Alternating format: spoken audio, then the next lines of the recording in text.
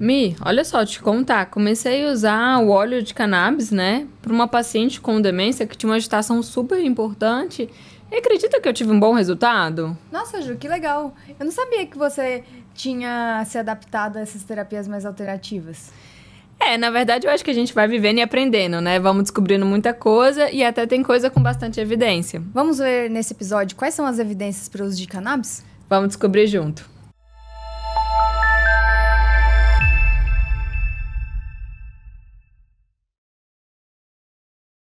Bem-vindos e bem-vindas ao podcast Mais Saúde, por favor, construindo bons anos com muita qualidade. Aqui nós vamos construir juntos uma estrada mais segura para a viagem da vida. Para isso vamos trazer informações de qualidade, dicas de saúde e motivação semanal. Meu nome é Michele. Eu sou a Juliana. Nós somos médicas.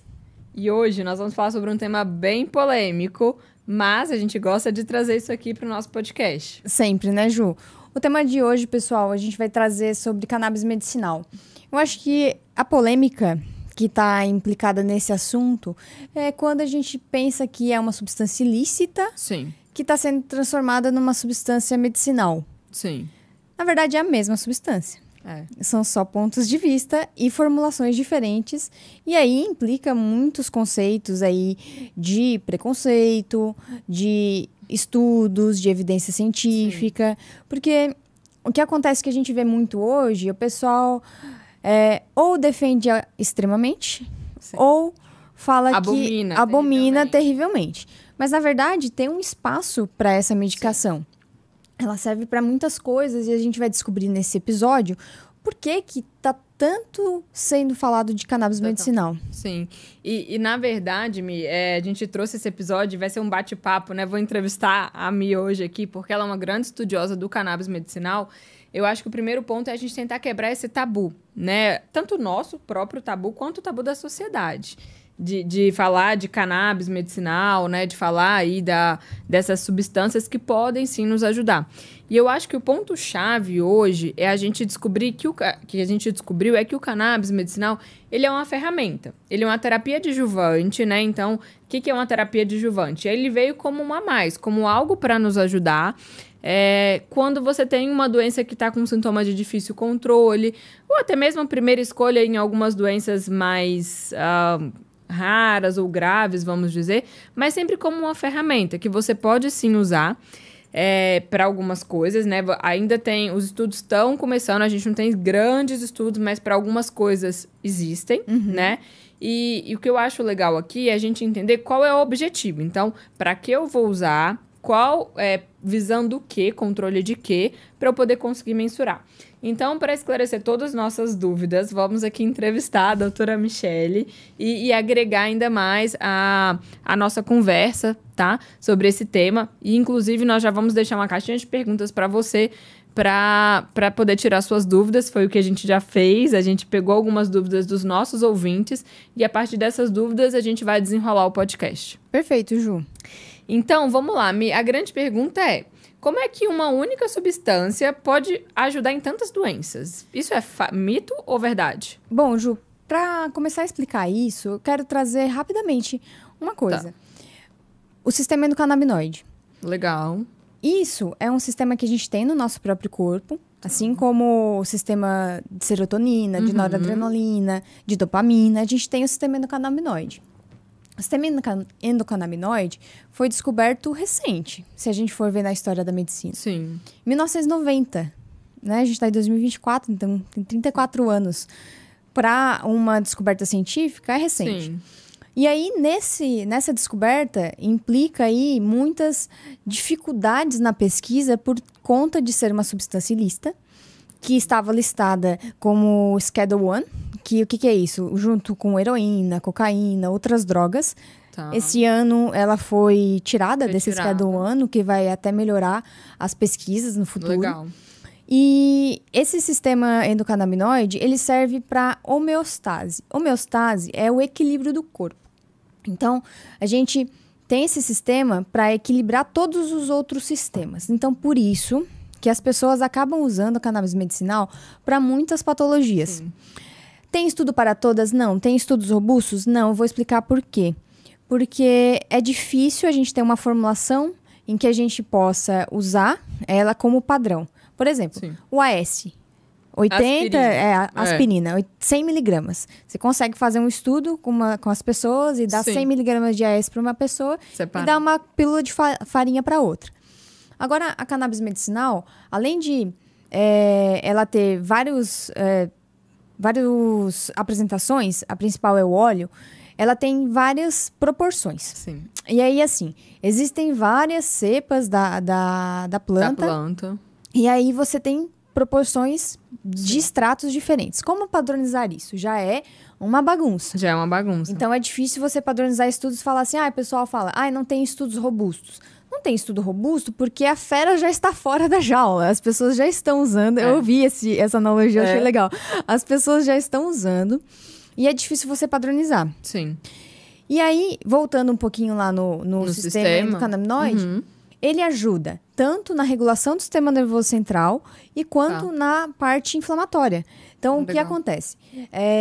Tem 2 receptores, né? Só pra gente falar rapidamente. O CB1 e o CB2, um mais localizado no sistema nervoso central, o outro no sistema anti-inflamatório. Então, a gente pode atuar com os componentes do óleo nesses receptores. E aí, com isso, ele modula todo o outro sistema. Entendeu essa bagunça? É como se ele fosse regular, né? Controlar. E o que as pessoas precisam entender é que, assim, a planta cannabis tem mais ou menos aí conhecido 80 canabinoides. Tem até mais de 100 hoje em dia, né? Que o pessoal fala. Então, tem mais. Sim, e eles conseguiram, né? Pegaram desses 80, eles conseguiram, né? Com o CBD, isolar, THC, isolar essas substâncias. E aí eles viram que essas substâncias se assemelham muito com o nosso sistema endocannabinoide. Então, que pode agir tanto no receptor CB1, que é igual o que a Michelle falou, dessa parte neurológica, quanto o CB2, que é a parte anti-inflamatória. Vamos fazer um exemplo. A gente tem no nosso corpo a anandamida e o 2-AG, que é como se fosse a serotonina, a dopamina, a noradrenalina. Quando a gente tem depressão, a gente usa um inibidor da recaptação de serotonina. Para quê? Para aumentar a serotonina. Então, se a gente dá um CBD ou um THC do extrato da cannabis para a pessoa, é como se a gente estivesse aumentando os níveis de anandamida, que a gente já tem no nosso corpo, e 2-AG. Então, aumenta esses neurotransmissores que ajudam a regular todas as outras funções do corpo. Por isso que pode ser usada, tentada para muitas coisas. Mas, como a Ju falou, é um tratamento adjuvante. Ele não é primeira escolha para nada. Para nada. Ele é uma ferramenta adjuvante que eu posso ali potencializar algum outro remédio que eu estou usando, né? Mas é uma ferramenta que tá vindo com força, porque ela mostra que tem dado resultado em muitas patologias. Como na nossa entrada, a sua paciente melhorou, às vezes melhora a dor, melhora sintoma, comportamento, agitação nos pacientes com demência. Acho que esses principais que a gente vê muito na geriatria, né? Legal, Mi. E eu acho que isso que você trouxe é legal, de mostrar esse sistema de equilíbrio. Então, talvez o paciente já está usando várias medicações que têm efeitos colaterais. E o que a gente tem visto com o cannabis é que ele não tem tantos efeitos colaterais assim. E ele pode ser uma a mais para aquela determinada pessoa, numa determinada doença, para dar um equilíbrio, né, Mi? Exato. Acho e aí você fica claro você dessa consegue forma. Até tirar um pouco de medicação do que ele está usando. Isso é super interessante. E aí, pegando um compilado disso, quais são as principais doenças que a gente pode usar o cannabis medicinal? Que tem evidência legal. Eu acho que a principal que a gente traz é a epilepsia. Foi uma das principais estudadas, que tem evidência robusta. E, inclusive, um pesquisador brasileiro, Elisaldo Carlini. Legal. Ele já faleceu, né, na época da pandemia. Mas ele, da Unifesp, foi o principal responsável por difundir esse conhecimento no mundo. Que a cannabis, o CBD, tem esse potencial para tratar epilepsias refratárias. E aqui, pessoal, só um detalhe. Paciente que tem epilepsia, que é muito bem controlado com remédio, nada de parar o seu remédio para usar o cannabis, nada disso. Como a Michelle frisou bem, é uma terapia adjuvante, uma ferramenta para te ajudar, né? Então, nada da gente parar o tratamento padrão. Né, e foi basicamente por conta, né, dos pacientes com epilepsia, das crianças com epilepsia, que começou o movimento das mães aqui no Brasil, e aí foi levando as associações para fazer óleo, e aí difundindo esse conhecimento. E aí, partindo para a gente conseguir atualmente no Brasil ter os produtos. Foi por conta das mães das crianças com epilepsia. Super interessante. Além da epilepsia, a gente tem a esclerose múltipla. Sim. Aí os principais: insônia, ansiedade, um pouco de depressão, alterações cognitivas, comportamentais, porque o paciente que tem demência, ele tem o que a gente chama de BPSD, né, Ju? Sim. BPSD acontece com quase todos os pacientes que desenvolvem síndrome demencial. 90%. Que é o quê? Que é a agitação, né? Às vezes o paciente com Alzheimer, ele fica muito agitado, principalmente no fim do dia, ele fica confuso, às vezes qualquer coisa irrita. E aí, para esses sintomas, a gente tem visto que o cannabis é bem legal, né, Mi? Isso, inclusive é tema de estudos, né? Sim, a gente tá tentando fazer um estudo com isso, para ajudar esses pacientes no controle das BPSDs. Então, além da agitação, ansiedade, perambulação, tem outros sintomas dentro dos BPSDs. Legal. Dor crônica. Dor crônica é um dos que o pessoal mais procura, porque ele ajuda, principalmente da dor neuropática, aquela dor do diabetes, que fica com a perna queimando e dormente. Você usa pregabalina, usa gabapentina. Sim. E aí, talvez a cannabis possa ajudar. Depois de herpes, né, zoster. O cannabis também pode ser uma boa questão. Então, teve uma paciente no nosso ambulatório de geriatria que ela usava uma lista imensa, né, de medicação. E vivia com dor de osteoartrose, a coluna ruim, não conseguia mais ir pra feira fazer as coisas dela. E aí a gente começou com um extrato de cannabis pra ela. Em 4 semanas, ela falou assim, e é o relato dela: nossa, hoje tem alguma coisa diferente. Aí ela lembrou, eu não tomei o remédio da dor, que era dipirona ou o Dorflex que ela tomava de horário, além dos outros que ela toma fixo. Aí ela pensou, nossa, eu tô sem dor. E aí foi um estalo, assim. Ela começou a fazer novamente as atividades que ela gostava, de ir na feira, passear. Isso foi muito legal, porque era uma paciente super difícil, né? E já tinha passado pela mão de vários médicos ali no ambulatório e a gente nunca conseguia chegar, né? Melhorar a qualidade de vida dela. Então, eu acho que esses casos são legais da gente trazer aqui para mostrar que realmente, com evidência para aquilo que funciona e bem acompanhado, né, Mi? Isso é muito importante, a gente consegue fazer diferença. Boa, Ju. Bom, então acho que a gente falou das principais doenças que a gente pode usar. E aí, vamos para as perguntas? Vamos. Bora lá. Então, Fernando Armes perguntou aqui pra gente: quais as diferenças entre a cannabis para uso recreativo, que é o cigarro de maconha, do cannabis medicinal? Eles teriam o mesmo efeito? Ju, maconha é maconha. Não tem. É a mesma planta, vem da mesma composição, vem tudo da mesma planta. Agora, a gente falar, é cannabis medicinal, é só um eufemismo. Porque é maconha. É isso. Eu acho que a gente precisa definir isso para tirar o preconceito das pessoas. Tá. Se a gente começar a falar assim, maconha é coisa de maconheiro, não sei o quê, as pessoas vão ficar com preconceito contra a coisa, contra a medicação. Então, serve para recreação, serve para doença. O que muda? A dose. A dose. E a via. O que acontece? Um cigarro de maconha, ele é produzido para ter muito mais THC. THC é a substância que dá o barato, que as pessoas procuram no cigarro de maconha para ter um barato. O que é um barato? O high, que as pessoas falam. O chapado. Tá. O chapado, entendi. Que as pessoas falam. Então, gente, eu tô aqui aprendendo também. Que um barato, eu tô assim, eu não conheço. Não. Que as pessoas procuram para ter um barato, para ficar chapado. Sim. Então, é o THC. O THC em doses altas, cerca de 10, 15 gramas no cigarro de maconha, com baixas doses de CBD, que é o que contrabalanceia um pouco o THC, os efeitos colaterais.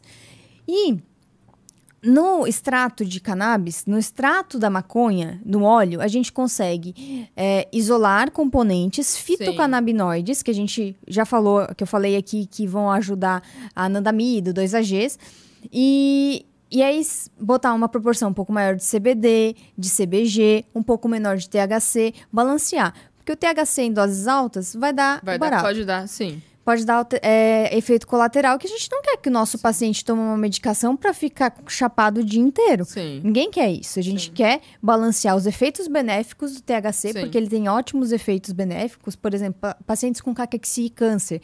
Ele ajuda no apetite, ajuda a se sentir melhor, excelente para dor. Pacientes que querem dormir também ajuda uma dose um pouquinho maior de THC. Só que a gente tem que botar uma dose de CBD junto. Então, o extrato de maconha, o extrato de cannabis, que é o óleo que a gente vai usar, ele tem uma proporção, uma dose exata. Sim. Que a gente pode titular, diferente do cigarro. Então, é a mesma planta, são os mesmos componentes, só que em proporções e doses diferentes. Né? O que vai determinar se vai ser um remédio ou um veneno vai ser a dose. Exato. Né? O que diferencia, né? Eu gosto muito dessa frase. Essa frase é muito boa.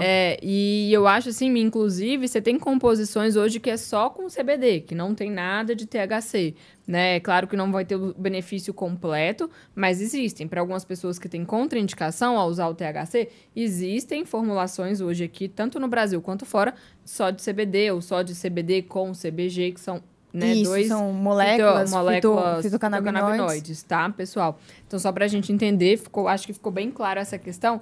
E, às vezes, até pra quebrar o nosso próprio tabu. Exato. Porque eu tenho uma paciente que usa, que ela sempre fala comigo, ô, doutora, aumenta a minha dose de maconha. E eu fico incomodada com ela falando Eu vi que você ficou meio incomodada, eu falei maconha, mas assim, é a mesma coisa. Eu fico, é preconceito. Fulana, não é o cannabis medicinal, mas é a mesma coisa. É a mesma coisa, é a planta. É a questão da dose, né? Isso, eu acho que isso é legal. E assim, a gente falou das questões, há um que tem só CBD, a gente chama broad spectrum, full spectrum ou isolado. Então, a gente tem essas diferenças. Pacientes que não podem usar THC por algum motivo, a gente deixa o broad spectrum. Sim. E tem uma coisa que a gente chama de efeito entourage, que é um efeito em todos os componentes do extrato fazem uma somatória de potência e fazem um efeito melhor. Fazem um efeito melhor, do que um componente isolado, né? Eu acho que isso é legal também para as pessoas entenderem, porque às vezes você pegar um pouquinho de cada um, você vai ter esse efeito amplificado. Uhum. É como se amplificasse o efeito. Então, só um isolado, talvez você não tenha todo o efeito. Mas precisa individualizar para cada pessoa, porque existem pessoas que realmente não podem usar o THC. Tá bom, pessoal? Perfeito. Bom, acho que resolvemos essa dúvida. Agora, a Ana Moraes trouxe aqui pra gente. Qualquer pessoa pode usar? É permitido no Brasil? É permitido no Brasil. A parte medicinal, né? A gente consegue por via de farmácias, com receituário azul, por via de importação também, com receituário médico. Tem associações que também fornecem para as pessoas. Sim. Associações tiveram um papel tiveram e têm um papel muito importante nesse desenvolvimento, né? Então, existem os olhos de associações, mas o que é importante é você saber o que tem dentro do produto. Não adianta você pegar do vizinho e falar assim, ele tem esse frasquinho aqui que me falou. Não faça isso. Cada pessoa tem uma dose. Sim. Porque a gente vai titulando, a gente começa baixinho e vai aumentando as doses para observar o efeito terapêutico na pessoa com menor efeito colateral. Sim. Que é o que a gente chama de dose ótima, né? Ótima, então você tem que saber o que tem dentro do frasco. Não adianta você pegar um frasco da vizinha que tá usando porque fulano prescreveu e ela pegou do outro cara lá que nem sabe o que tem dentro. Sim. Então não dá. E nem todas as pessoas podem usar. Depende da formulação. Basicamente, adolescentes e pessoas abaixo de 25 anos, é importante evitar THC. Sim. Gestantes. Não existem estudo. Quem está amamentando. Basicamente. Acho que são basicamente as principais contraindicações. As outras contraindicações são mais relativas, Ju. Então, paciente que tem uma cardiopatia descompensada, porque pode fazer um pouco de hipotensão, de baixar a pressão, acelerar o coração. Então, a gente tem que ter cuidado para não dar uma arritmia, para não dar uma hipotensão, para não dar algum outro risco. Tá, então esses pacientes coronarianos graves, né? Esses pacientes que têm doença do coração, insuficiência do coração grave, também são um grupo que a gente tem que ter bastante cuidado para usar. Grávidas e amamentando, não. E menores que 25 anos, tem que ter bastante cuidado, principalmente com THC. É contraindicado por aumentar aí o risco de psicose, de até esquizofrenia, né? Uhum. Bom, esse ponto ele é bem controverso né? Da esquizofrenia, porque existem trabalhos tratando esquizofrenia com CBD. Com CBD. Mas existem associações de pacientes que desenvolvem esquizofrenia e que usam mais cigarro de maconha, mas aí não se sabe se é uma causa ou se o paciente acaba... Né? Mas é melhor evitar. A gente não usa, né, não costuma usar, né? Minha prática não uso nesses pacientes. Bom, então é permitido no Brasil, só com essas pessoas que a gente deveria evitar. E vamos para a próxima pergunta? Claro. Rodrigo Martins Ferreira pergunta: como que seria o uso? Tem comprimido? Então, existem diversas formulações. Sim. Só que o principal é o óleo, é o extrato. Sim. É um extrato que você usa sublingual e você usa de acordo com a receita médica, né? Pode ser algumas vezes ao dia ou à noite, preferencialmente no começo. E aí existem outras formulações como tópicos, tem pomada, tem creme, Sim. tem gel para ajudar em dor muscular, tem gummies que daí tem a concentração... As balinhas, né? As que balinhas. Dá pra você mastigar. Que daí tem a concentração maior, assim, do fitocannabinoide, mas... No Brasil, verificado pela Anvisa, basicamente óleo. É o óleo, É o né? óleo. Legal. Tem a formulação em spray oromucoso, que também é liberado aqui, que tem uma ação, um pico de ação mais rápido. Mais né? rápido. Mas a sublingual é interessante, né? Até para essa absorção. A absorção aí, que às vezes fica umas 4 a 6 horas, né, Mi? Isso, o tempo, a meia-vida aí dura de 10 a 12 horas na via interal, né? Então, a sublingual demora... em torno de 1 hora para começar a fazer o efeito. Interessante. Bom, então a gente tem várias vias aí para usar, mas a principal realmente o óleo, né? Uhum. Bom, vamos para a próxima pergunta aqui. Fernando Silva pergunta: como escolher a melhor formulação? Isso aí vai depender, né? Isso aí vai depender, Fernando. Depende da sua comorbidade, da sua doença que você tá tratando, porque tem algumas doenças que precisam um pouco de um nível mais de THC, maior de THC, outras com um nível maior de CBD, Sim. outras com um nível, talvez, associar um CBG, um CBN, que são outros fitocannabinoides. Então, assim, basicamente, se você tem insônia, talvez um CBN, um THC com um pouco de CBD, e aí vai variando.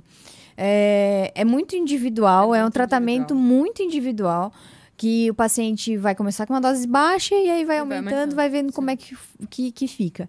E até se adaptar. Sim, e legal, Meia, que você falou, para você escolher a melhor formulação, gente, você precisa de ter um profissional que está apto a prescrever, né? Um profissional que tenha conhecimento, né? Igual a Mi tá aí trazendo pra gente essa prática dela.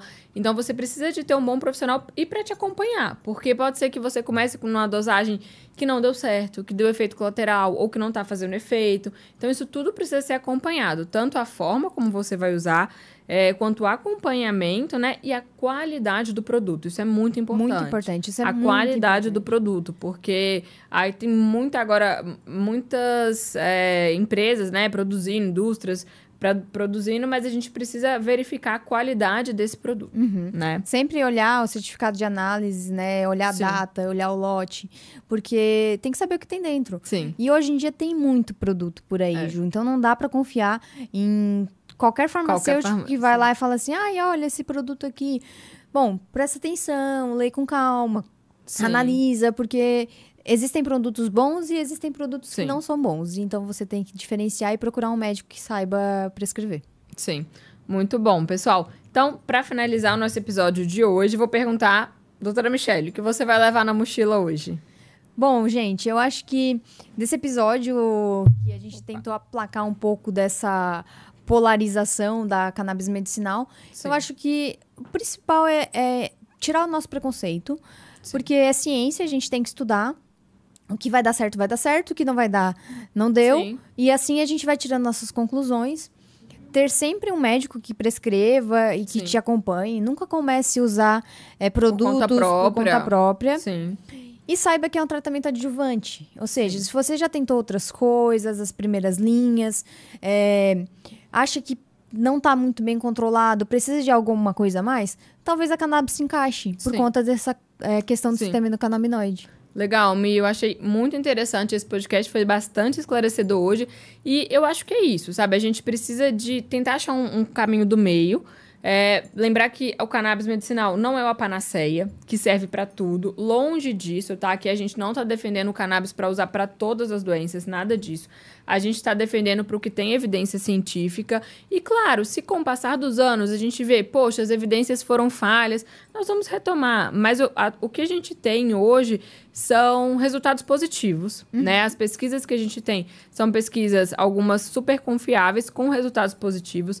Pode sim ser uma ferramenta para nos ajudar em tratamentos, principalmente de doenças difíceis, como dor crônica, epilepsia refratária, sintomas do Parkinson, como ansiedade, transtorno do sono e sintomas de agitação na demência, além de ansiedade e sono. Acho que esses são nossos pontos principais. Perfeito, Ju.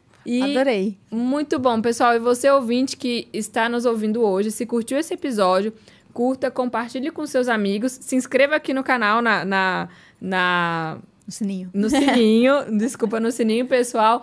E escreva aqui nos comentários. O que você tem de dúvida sobre cannabis? Você já usou ou conhece alguém que usa? Boa, Ju. Um abraço, pessoal. Até a próxima semana.